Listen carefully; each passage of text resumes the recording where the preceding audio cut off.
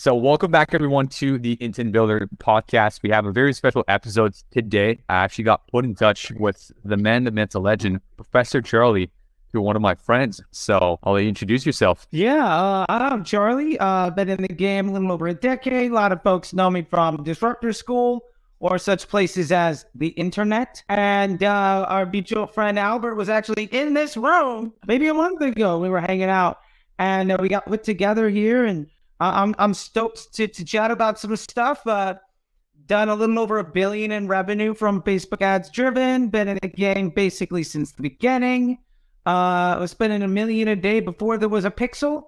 And I will say very easily that I don't think it has not been this easy to operate Facebook and make money since the day I started. And I will say that confidently with just all of the enthusiasm in the world. So if you don't necessarily feel that way, let's change that, because you absolutely deserve to be successful. And if you don't feel like you're there, it's just a few things we got to change. And I'm stoked to make that easy for everybody to get to. That's a very strong intro. I think couldn't be of a better hook to start this this podcast with. So with that said, a lot of you watching this video might be familiar with my channel or potentially Charlie's. If you're familiar with Charlie, you already know about the 322 method. I've recently started talking about it. We started implementing it thanks to Albert actually earlier this year. And it's been working great. Honestly, it's been working amazingly well. And I'd love for you to touch briefly on how long have you been doing it? Yeah, I came up with the 322 method several years ago. So originally it stemmed from me working with Facebook to help put together dynamic creative. So I was in the introductory tests for the dynamic creative ad products. And the 322 method comes out of how to leverage the scientific method as well as a machine learning environment to answer very specific questions with a binary pass or fail. It's really where it all comes from. A computer scientist, basically, and a data analytics person moving into machine learning to make money. That's where it really comes from. So I've been using it for about that long, and I can confidently say that over the last 2 years total, I don't think I have managed a single ad account where that wasn't the absolute beginning for step number one to anything that was done inside of that ad account. And I don't have a single ad account that I've touched in over 2 years where that isn't being used at all. So it is the single simplest, most basic building block of any ad account that I've been operating for multiple years now. Interesting. And the comment that I get the most often is we work with a lot of fashion brands. And I think also big part of my audience is fashion brand owners. And a lot of the time they're asking me like, I don't have a USP. I don't have this crazy mechanism. So we'll go and broad work for me. And I know you have a fashion store actually, Charlie. So I'd be curious for you to, how does that structure work for a fashion brand? Yeah. I would ask anybody, do they have enough money to confidently misuse a product that they're spending a lot on? Folks say, well, I don't know, I have a very niche product. So what I want to do is pay extra so that the vast majority of people who want to see my content won't see it. That's the strategy if you're not using broad. Let's say you're using a lookalike. Let's say it's a 1% lookalike. That's a 99% exclusion. They say, well, but the 1% lookalike is based off of Facebook's data, my buyer's information. So let me ask you a question. Do you trust Facebook's data? Do you have a super high confidence that they know exactly what they're doing and they're targeting all the right people at all the right time and the attribution's 100%? Because if so, okay. Yeah. I haven't had somebody say yes to that in years. So they say, oh, but we use interest groups. Okay. Do you know how an interest group works? Most of the time, the answer is, well, people want to buy something in that, or they're interested in that. Or they, like, no, that's not true. Interest groups were developed by Facebook about a decade ago as their alternative to affinity audiences to get Google advertisers to feel comfortable using the Facebook platform. The interest group tech team at Facebook was disbanded about 5 years ago. There's not a developer like working on interest groups. It's a dive-mode access to the internet. Now, 1/3 of the people in an interest group, back when it was being managed, 1 out of 3 people in an interest group were there just by mistake. So it's not perfect. 1/3 of the people there by mistake. So let's remove 1/3 of the people from that interest group. Generally speaking, people talk as often or more about things that they don't feel positively about. Like if you don't like something, if you go to a restaurant and you have a bad time, you're more likely to tell people that restaurant sucks than, oh, I went to a restaurant and it was okay. Yeah. You might talk about how you dislike something just as much as you do when you like it. You'll notice that during elections or times with a sporting events or where something's in the news, where somebody has an opinion, if you talk about that subject, you're often targeted by ads that are positive towards the side that you don't necessarily agree with, or the politician you don't like, or the sports team that you're not a fan of, etc. The point is, you're in an interest group because you're talking about that subject, not because you have positive or negative sentiment. So let's say half the people there have negative sentiment. So out of the interest group, 1/3 is there by mistake. Another 1/3 is there because they don't like something. The last 1/3 is there because Facebook has identified that this person likes something and that they're currently talking about it. How many things do you like that you're currently talking about that you're ready to spend money on today? 1%? Yeah. 5% maybe? So if it's a 1 million person interest group, your actual potential customers might be 10,000, 20,000 people. And you're paying extra to exclude the vast majority of individuals who would be interested, but just having given that signal of talking about something overtly, or Facebook just makes the mistake. So they're not necessarily in that group. And what's more important is, in 2018, Facebook changed the way targeting operates. So you used to need targeting audiences because ads were shown randomly to anybody inside of that audience. Yeah. Here's a group of moms. Show this ad to all moms and hopefully you get a sale. Which made sense when you're coming from Google Display or from email or you're buying programmatic. Right. Totally makes sense. I want to get 1 million impressions from CNN.com or MTV or whatever it is, right? TMZ, whatever the case is. Yeah. In 2018, Facebook shifted over to a different way of operating where they place the priority on the end user experience. So you see content, not because you're following all the pages, not because those are all your friends. How much content do you see in your Instagram feed? Do you see every single one of your friends in chronological order? No. Do you see every page you follow? No. You're more likely to see something from somebody you've never heard from before as a suggestion than from half of the people that are on your list that you haven't even seen anything from in years, even though they use it every single day. The point is, you're shown content because it's the type of content and a fashion that you like to engage with around topics that you want to talk about. So ads are shown to people on the same algorithm of organic content.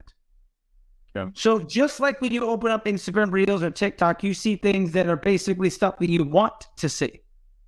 It's you turn on the television, the TV's predicting what TV show you want to watch.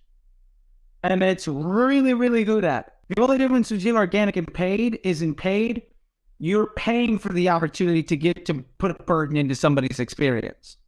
Yeah. Most ads aren't something people are excited about. But the ads do the targeting. If your ad is a liability of Facebook's business model, it's going to be shown to less people. And the people that are likely to see your ad are the ones that want to see that content. So I don't care how niche you are. Make an ad that your target buyer would want to see, and they're likely to see it. It's not in Facebook's business model or in their best interest to show your ad to all the people that don't want to see it. Yeah.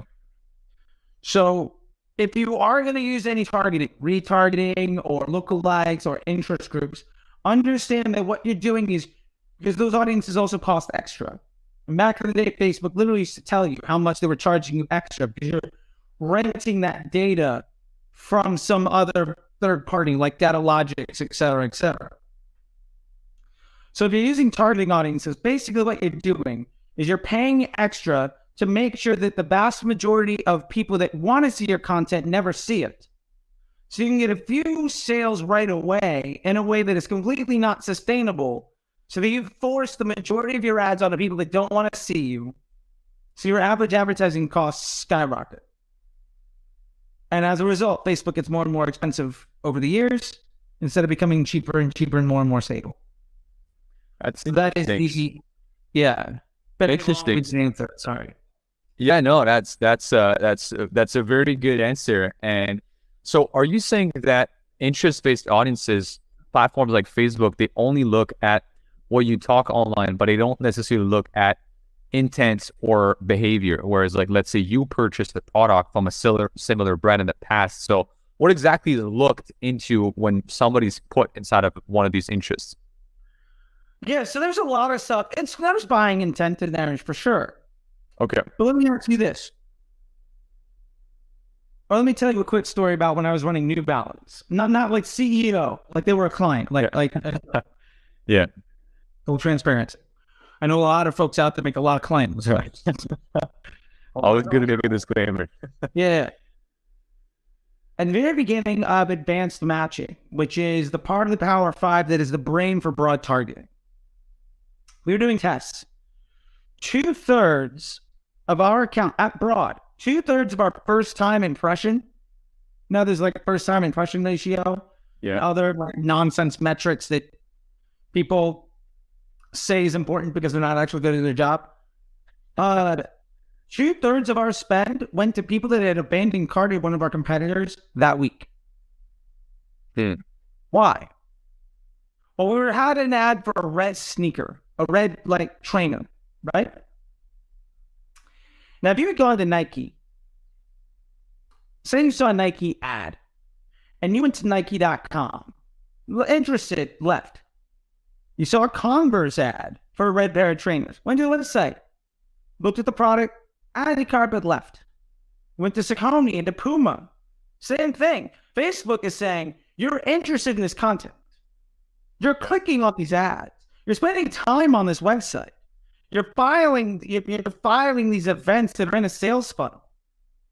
We have somebody else that's optimizing towards this sales funnel, this content that you haven't said no to yet. Clearly you want it, but we haven't shown you the right thing. So here's something else. So as a result, our first impression was bottom funnel retargeting for all of our competitors. Okay.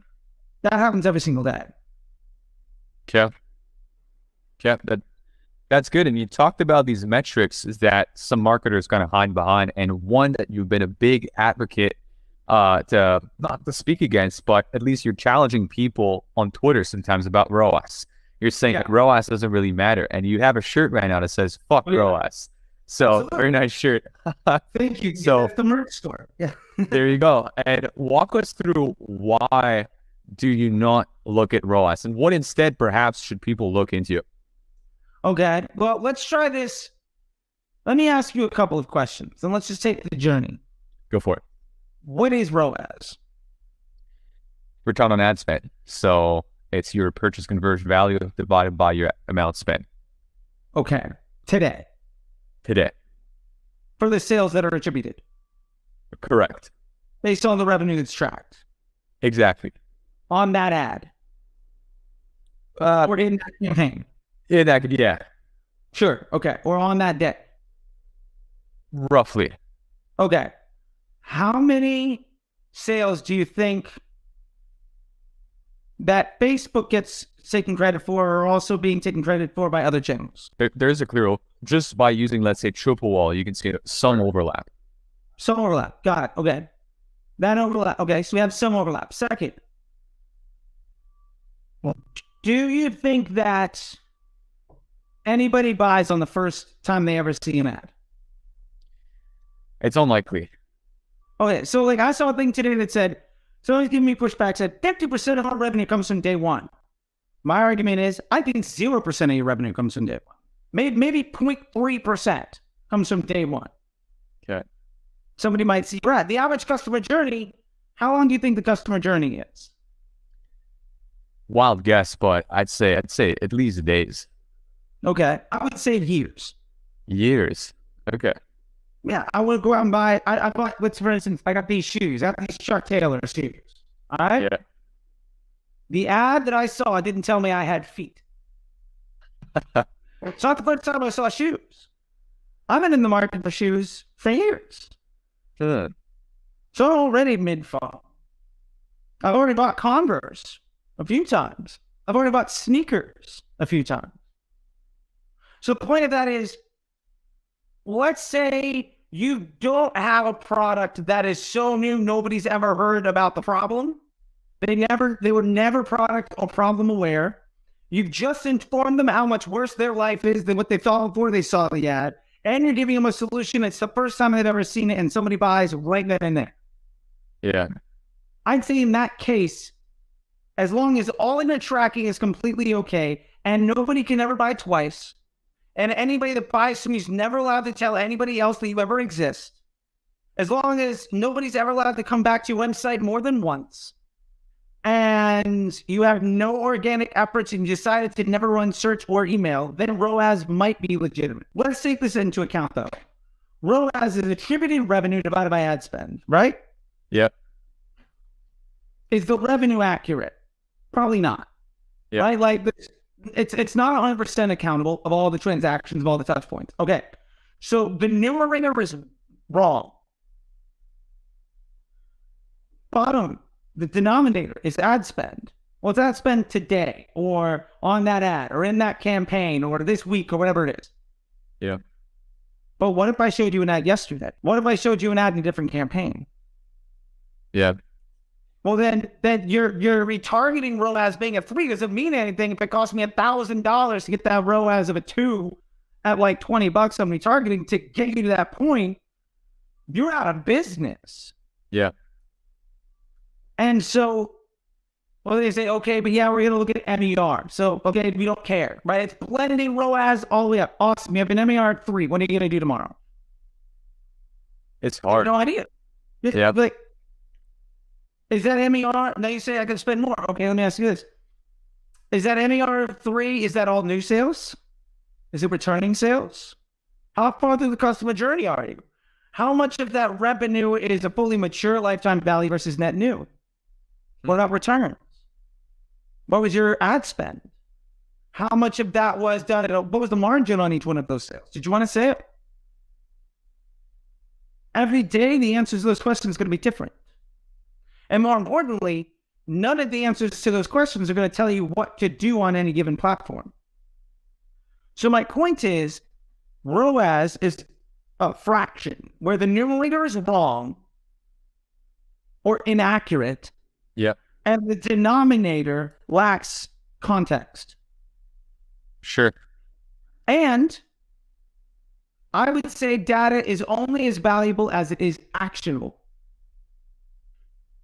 So if the numerator is inaccurate, the denominator lacks context, and ultimately what you get is a data point that you cannot take action on.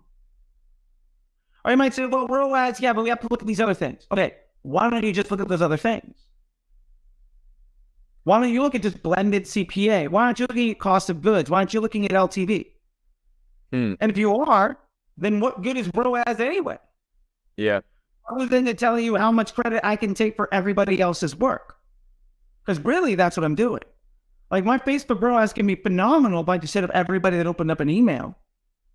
And my Facebook ROAS is going to be a lot better if the CRO team crushes. My Facebook ROAS is going to be really good if my Google team is kicking ass. So it's how much credit for everybody else's work can I take in a way of misrepresenting revenue by a spend number that isn't accurate so that I can't decide on any future decision. That's ROAS. And how do you think agencies should take action on this? Because I think we've labeled ad platforms who clearly have their own business model, and we've talked about an overlap because they all want to make sure that they attribute themselves back, because then you're going to spend more on that platform if it looks better. But I feel the problem is also at the agency level, where you also want your channel that you manage as an agency to look good. So how do you report, how do you approach this conversation as an agency or as a marketer with the brand? Or should the agency be the one bringing this up, or is it part of the brand? Or who exactly needs to have that conversation? I think it should be the agency that is having the conversation of the way we define success is by generating incremental lift across your business and ultimately meeting your financial and business objectives. Like, I should be a marketing department of your company where when you give me money to spend on your behalf, what I do is make the finance department happy. That's my job. That should be my job. What we actually have is a situation where an ad agency or media buyer's job is to make the person that hired them look good to their boss. Yeah, a lot of the time that's the case. Yeah, that's your job. So you oftentimes have a company where somebody's head of marketing and that person hires an agency. That agency's job is to make the head of marketing inside the company look good to the CEO. That's generally a lot of what's going on. And if you are a founder hiring an agency, you should be able to define a business metric as something other than ROAS. And if you don't know what that is, okay, then the agency should be able to tell you what that looks like. But I think we're facing a problem where we are generations of media buyers deep of ad agencies founded in the teens by really good media buyers that had a personality and could acquire talent.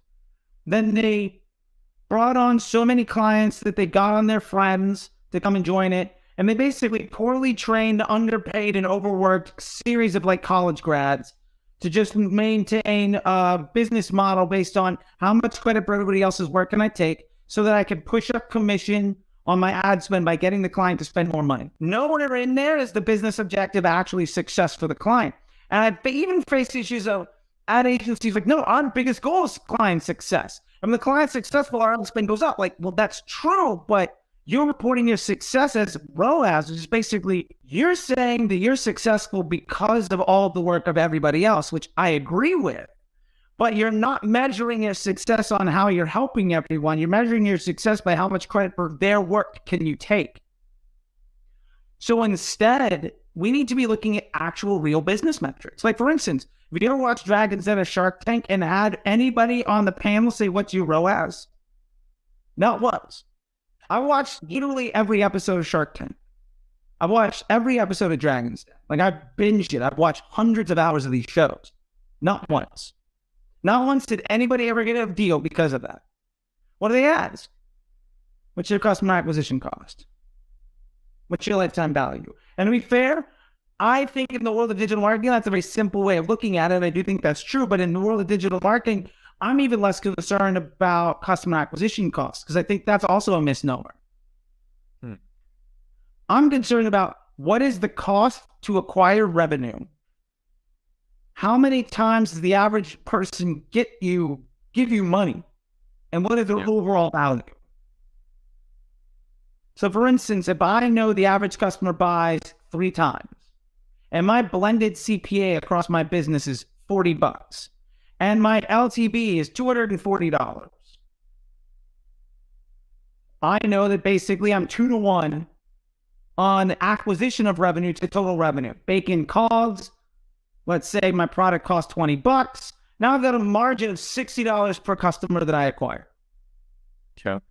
Great. So now I know my target CPA could be higher. I can spend 50% more to acquire any transaction in that customer journey. That is me understanding the business metrics like a finance person. And I'm instead of hearing it. Let's go for it. Sorry. Yeah. No, go for it. I was going to say, I'm already hearing the first-time founders talking to me about cash flow. Yeah, but I don't have the money. I can't afford to not be profitable right now and wait until hopefully a customer makes me money in 6 months. So what do you respond to cash flow? Well, your LTV. What's your LTV? They say, well, I don't have LTV. I only have one sale. Great. That's your LTV. Okay. Man, if your LTV is one sale, okay, that's your LTV. And should ads play only an acquisition role, or what do you also see ads in bringing people back? I see ads as being full funnel. Okay. For two reasons. One, it's way more expensive to exclude people from buying again. Like for me to go in and say, never touch any of these people that ever bought. That costs money. Also, why not go after that money? You might say, well, I made a sale. I've already acquired that customer. What if it costs you $10 to get somebody to buy a second time and $50 to get them acquired for the first time? And they're worth $60 every transaction. Let's say 5% of people would buy on their own. But if you ran ads, 20% would buy a second time. Which one of those is better for cash flow? Getting people to buy a second time. Yeah. What if have those people buy a third time that bought a second? What if instead of trying to run your business with a preconceived notion that my customers will only ever buy once, or that my marketing after the sale is so good that I don't even need to worry about, that I'm willing to pay more money, I'm willing to invest my assets with a worse exchange rate on my investment. I want to pay more, I want to be more difficult in a way that not only is less cost efficient, but also starves the machine learning from seeing more data points. Like if I could get 20% more purchase conversion data into the platform by getting more sales for cheaper, the machine's going to get smarter faster. And I'm going to have much better cash flow. Because likely that second, third, fourth purchase is going to happen at a lower cost than the first purchase. So my margin per transaction improves. And I have a higher volume of conversion. And the machine is seeing a higher volume of conversion data. Sure. So it doesn't make any sense to me that somebody be like, I don't want to target any existing customers with ads. I think that comes from a place of being taught poorly how things work, or you have to be so belligerently confident of your second purchase rate that it doesn't matter. Hey, look, if 98% of people that buy from you once buy a second time, exclude previous buyers. Go for it. Yeah. But like, say you get 10 sales a week. Say you get 10 sales a day. You get 10 sales a day. Each month, that's 300 people. Yeah. How much money do you think you're wasting, quote unquote, by targeting 300 people a day with your ads? Let's say your CPM is $20 and you spend $500 a day. Maybe you spent $30, $40 on somebody that could have potentially bought anyway. Yeah. Like, that's such a drop in the bucket. Realistically, it's like $10, $15, because also if they don't want to see your ads, Facebook's not going to show it to them. Right? If the people that just bought from you don't like seeing your content, they're not going to see it. And that kind of brings me in two different directions that I'd like to take this conversation into. The first one being, and I'm talking from personal experience, speaking to founders who have this new collection or have this new product type or this new variant, and they absolutely want to get sales for that variant, but they're trying to crack product market fit, essentially, is where I'm going with this. How can I frame that question? I'm trying to find the best way to frame that question, but testing a new product with ads, with that method that we're talking about, how do you make the split between the problem being at the ad level or actually being deeper? I would say that's a strategy issue. That's a really bad idea. Like, yeah. The concept, the business strategy of saying, I want to take ad dollars. The business strategy of saying, I want to take Facebook, a business model amplification device, to go out and test new business models. Doesn't make any sense. Okay. And what solution would you offer for that? If you want to test products, great. Use organic social. Okay. Use email. Use search. Use search. Go into search campaigns, bunch up all your keyword stuff. See what people gets their attention. Make some sales. Talk to those customers. Do transaction surveys. Like, see what people have to say about the product. Use their words and their feedback and their, UGC or whatever it is that they give you. Figure out something that works and then take Facebook to amplify that business. But saying that you're going to use an historically terrible exchange rate investment to then test new business ideas is objectively very poor financial management. Like, it's going to be a wake-up call for a lot of people watching this. Yeah, I cannot think of a legitimate reason to do that.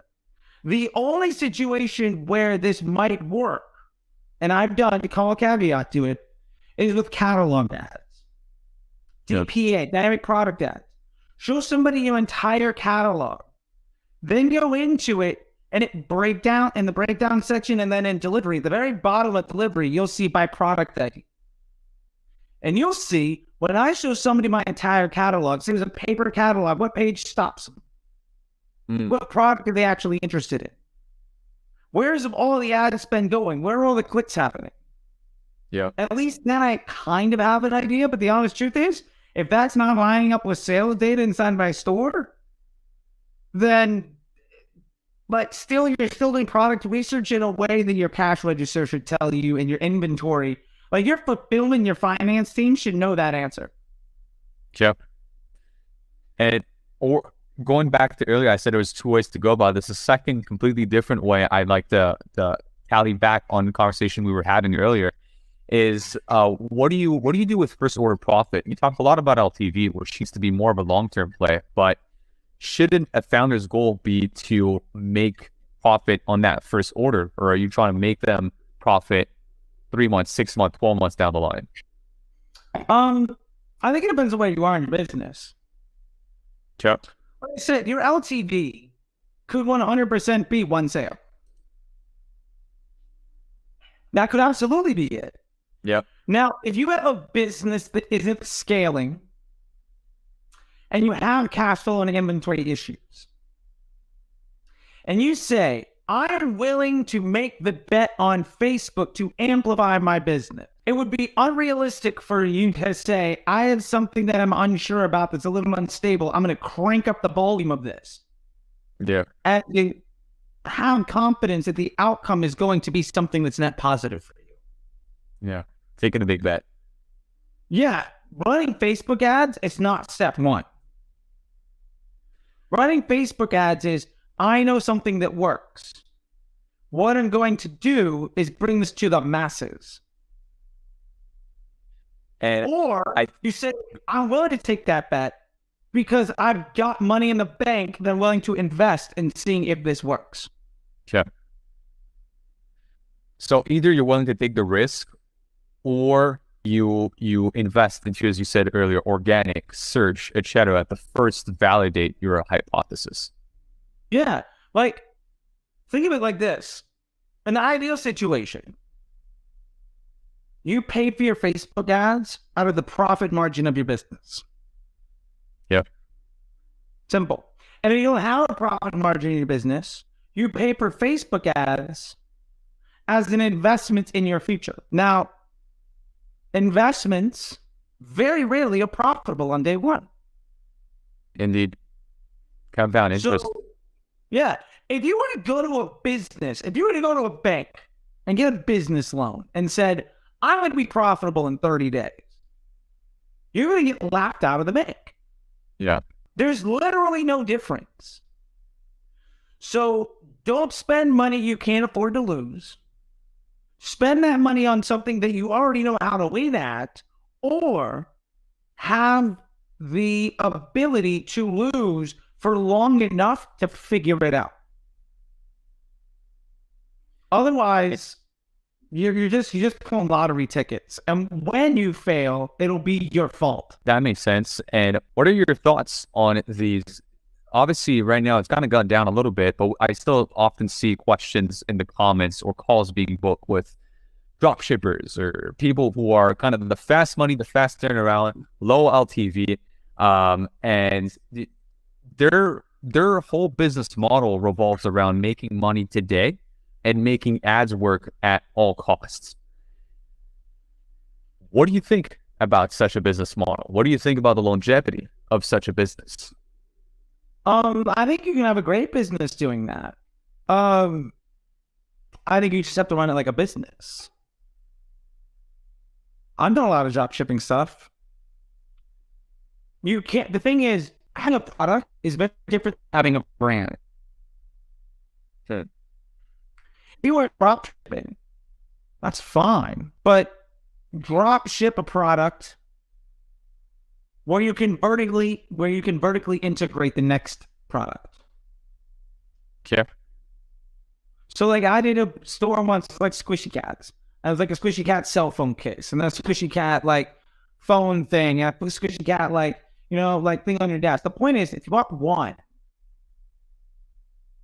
I could use my email to make the second sale on a different product.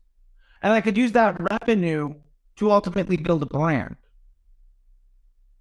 There's nothing wrong with drop shipping, but drop shipping a single product in a way where you're not able to leverage your CRM list or vertically integrate your customer base is stupid.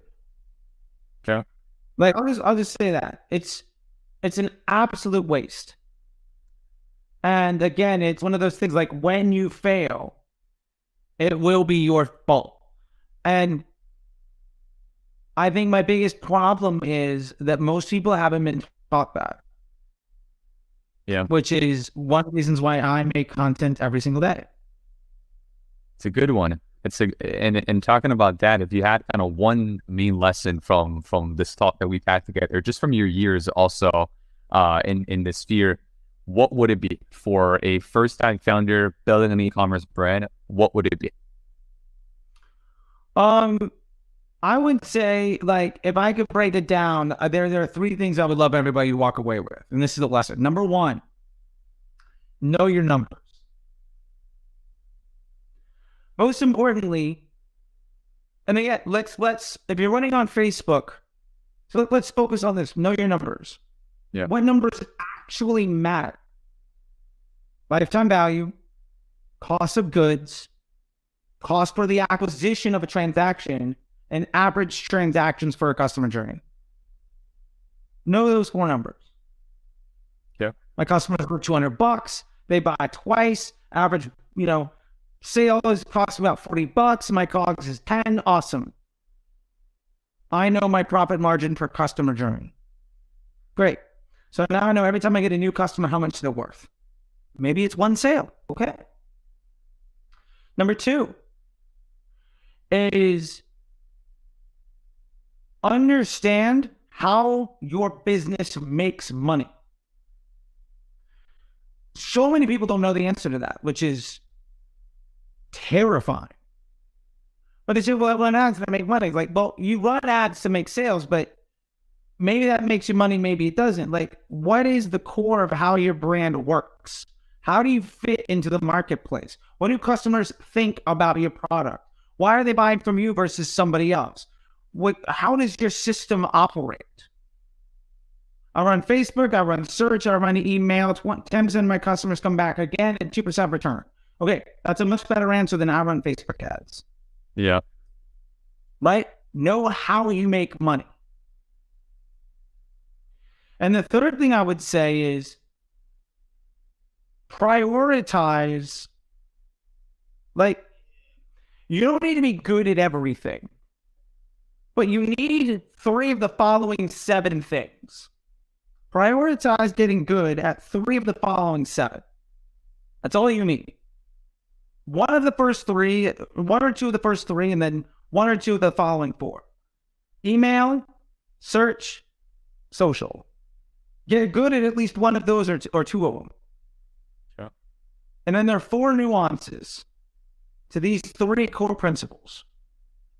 One is being an econometrician, understanding the unit value of money, right? Like how your business works. Understand that. That's one thing that can help you. You don't necessarily need it. There are plenty of people that are successful that do not understand that, and that's totally fine.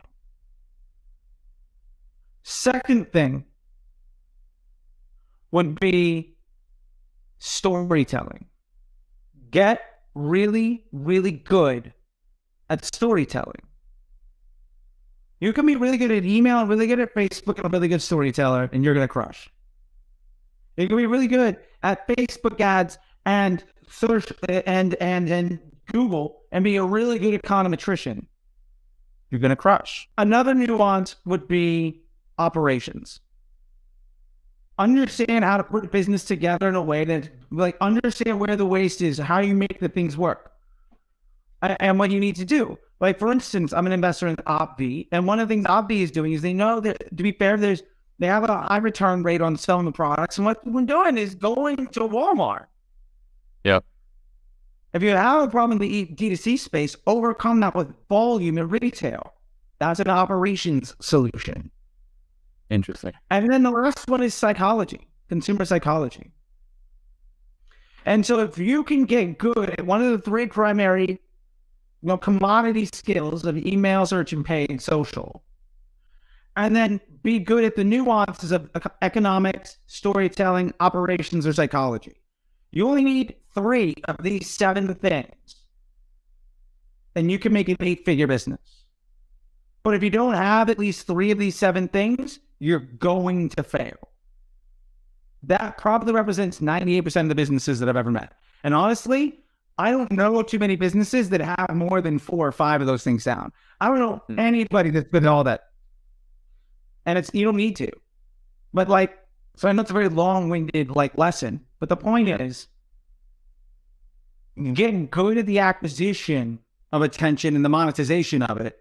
And then economic storytelling, operations, psychology is what happens when you have a customer and when you have cash flow. Figure any of those things out and you're gold. Otherwise, you're immediately replaceable and ultimately a liability to the bank. That's amazing. Thank you so much for this time today. If people want to find you on socials, where can they follow your journey and learn more from you, Matt?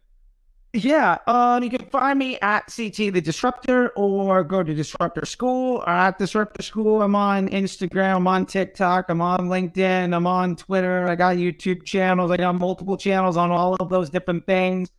Find me in any one of those places, and please feel free to ask me questions. You can go to Disruptor School. I've got the Disruptor School program, which is a nice little community. I got the Facebook Ads MBA program, which is a really high-end thing. And my biggest focus is I've been in the game for a decade. I've done over 10 figures in revenue for other brands. I'm currently about to join my 6th brand in the last 5 years that I've done it 5 times. Hopefully it's been over 6, where I've taken it from a 6 or 7 figure business to come to an 8 or 9 figure exit. I've done that 5 times in the last 5 years. I'm about to add my 6th. There's a process to this. And if you don't necessarily agree with anything I had to say today, please ask. If somebody that you listen to disagrees with something that I said today and you challenge them on and they don't have a good answer, that's a red flag. And if they insist that things like ROAS matters, fire them immediately. Because what they're doing is ultimately setting you up for failure. And it might either be they don't know any better. Yeah. Which is a problem. They just don't know any better, in which case you shouldn't trust them with your money because you're more advanced than they are. Or B, they do know better and they're lying to you anyway. In which case, they're assholes that aren't going to help you.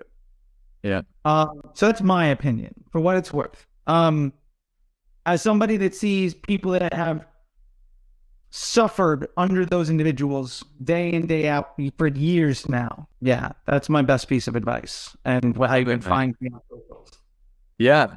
So guys, everybody watching this, check him out. Check Charlie. He's got an amazing YouTube channel. I personally got a lot of value from it over the last few years, actually, at this point. And on that note, make sure you check out other videos on the channel for some more useful e-commerce marketing tips, and see you guys soon.